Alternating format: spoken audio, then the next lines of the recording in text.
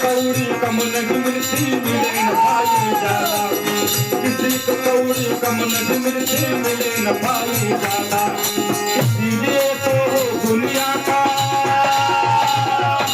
इसीलिए तो दुनिया का सबका कहलाता, मेरे मालिक के दरबार में सब लोग पहुंचाता, मेरे मालिक के दरबार में सब लोग पहुंचाता।